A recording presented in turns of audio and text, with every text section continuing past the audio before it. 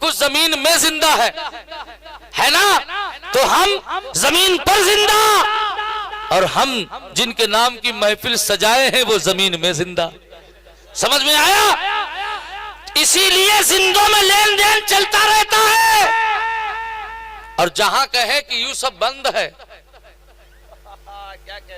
फातिहा बंद, दरूद बंद, मिलाद बंद, तो समझ जाओ मुर्दों में लेन देन बंद होता है। जो मुर्दा होते हैं उनमें लेन देन कहां होगा? तो कुछ ऐसे हैं कि जमीन पर मुर्दा है, और कुछ ऐसे हैं जो जमीन में मुर्दा है। समझ में आया? तो जहां जिंदगी होगी वही बंदगी होगी। इसीलिए कहने वाले ने कहा कि हमेशा के लिए रहना नहीं इस दारे फानी में, हमेशा के लिए रहना नहीं इस दारे फानी में, कुछ अच्छे काम कर लो 4 दिन की जिंदगानी में। जो जीते हो तो दुनिया में कोई काम कर जाओ, खुदा तौफीक दे तो खिदमत इस्लाम कर जाओ। मैंने कुरान करीम की एक आयत मुबारका तिलावत फरमाने का शर्फ हासिल किया। अल्लाह रब्बे कायनात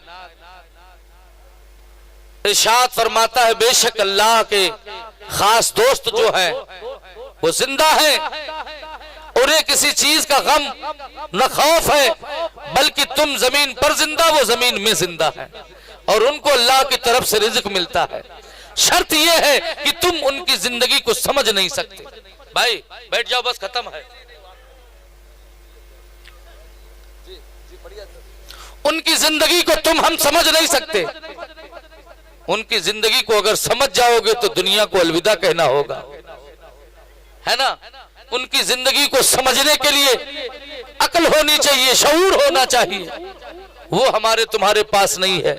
ऐ लोगों, आखिर में यही बात कहूंगा कि अपनी मोहल्ले की, अपने शहर की मस्जिदों को आबाद करो, अपने माँ बाप की इज्जत करो, अपने भाइयों से प्यार करो। और आखिरी एक बात बताऊं, तुमने जैसी जिंदगी जी ली अपने बच्चों को वैसी न जिलाओ। ये आखिरी एक बहुत अच्छी बात आपको बता के मैं आपसे अलविदा लूंगा, वो ये कि आज हमारी भाई से सूफी साहब हमारी नहीं बनती है ना। हमारे भाई से अगर हमारी नहीं बनती है तो हम अपने बच्चों से कहते हैं कि तुम इसे न बोलो कि वो पानी न पियो, कि वह जाए ना बोलो। कहते नहीं कहते? यार तुम्हारे भाई की नहीं बनती है, तुम बच्चों की तो बनने दो, है ना। तुम्हारी जिंदगी जितनी थी तुमने जी लिया, वक्त आ गया अब तुमने अपनी जिंदगी को, अपनी जिंदगी में अपने भाई से कैसे लड़े, कैसे रहे, ये तुम्हारी मर्जी है, लेकिन बच्चों को तो दुश्मन न बनाओ, उनको उनकी जिंदगी जीने दो और उन्हें प्यार सिखाओ।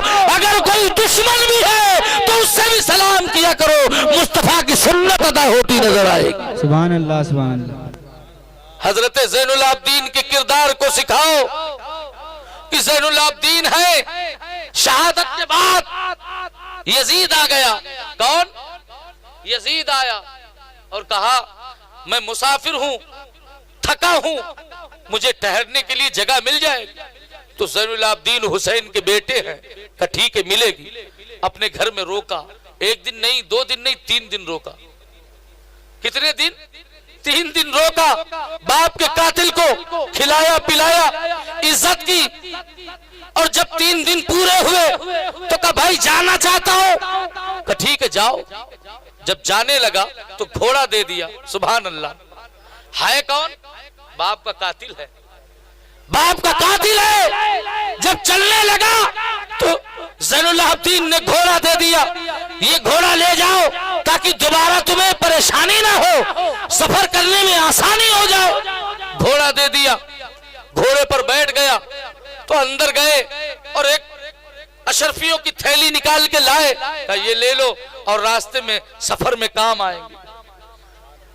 यजीद ने थैली ली, खिदमत देखी, पूछा ऐ ज़ैनुल आबिदीन तुम मुझे पहचानते हो, मैं कौन हूं? तो ज़ैनुल आबिदीन रोने लगे और कहा तुझे तो सुबह क़यामत तक नहीं भूल सकता।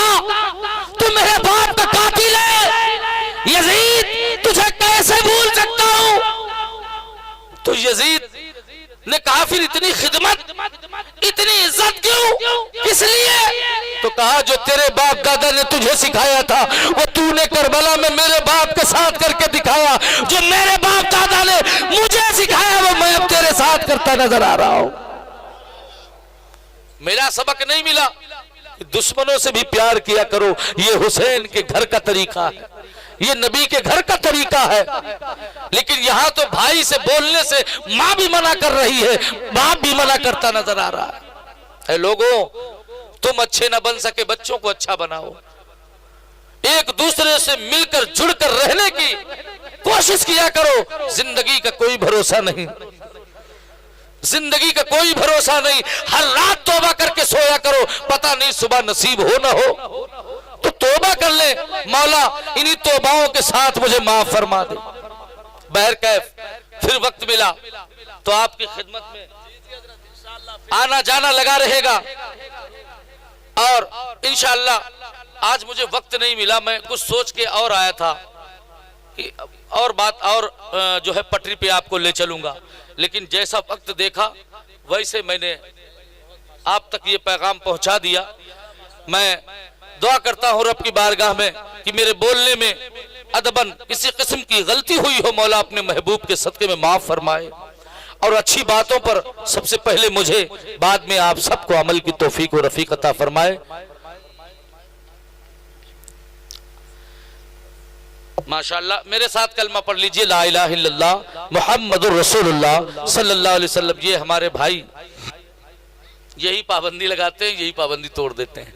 खैर, इन्होंने कहा है कि 2 शेर नंबर वाले पढ़ दीजिए और उसके बाद मुकल्लम हो जाएगा। अच्छा, मुकम्मल हो जाएगा। मैं पढ़ दूं, सुनेंगे आप लोग? तो मेरे साथ पढ़ेंगे आप लोग? पढ़ेंगे नहीं पढ़ेंगे? पढ़िए। सल्ले अला सल्ले अला सल्ले अला सल्ले अला सल्ले अला सल्ले अला। बोलो।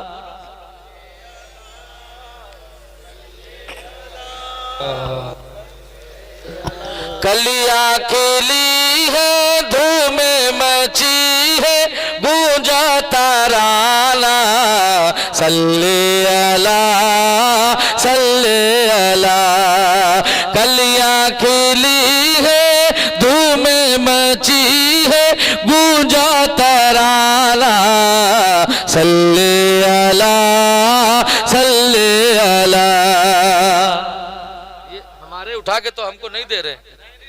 अच्छा। वक्त सुबह था, तारीख 12, पैदा हुआ जब आका हमारा,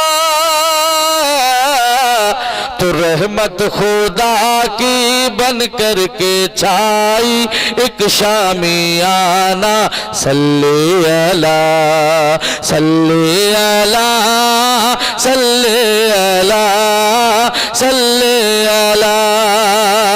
और जश्न विलादत जमकर मनाओ, जो जल रहे हैं उनको जलाओ।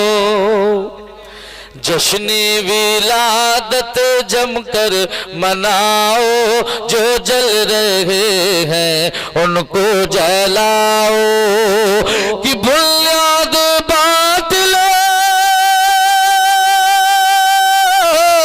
बुनियाद बातिल जब है हिलाला, तो एक नारा लगाला, सल्ले अला सल्ले अला सल्ले अला।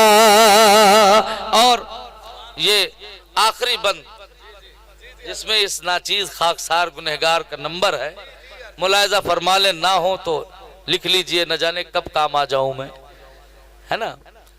कि 96 70 50 14 82 है जासिम का नंबर।